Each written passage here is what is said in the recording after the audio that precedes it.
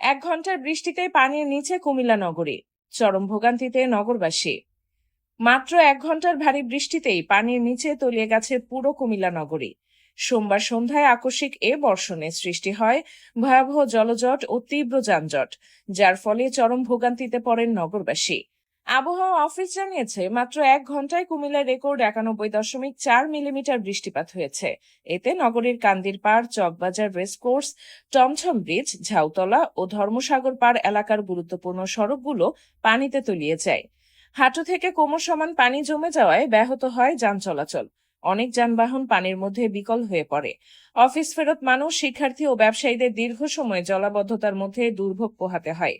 স্থানীয়দের অভিযোগ, অপরিকল্পিত ড্রেনেজ ব্যবস্থা ও খাল দখলের কারণে সামান্য বৃষ্টিতেই নগরীতে জলাবদ্ধতার সৃষ্টি হচ্ছে। দ্রুত কার্যকর ব্যবস্থা গ্রহণের দাবি জানিয়েছেন তারা। এদিকে পরিস্থিতি স্বাভাবিক করতে কাজ করছে সংশ্লিষ্ট কর্তৃপক্ষ।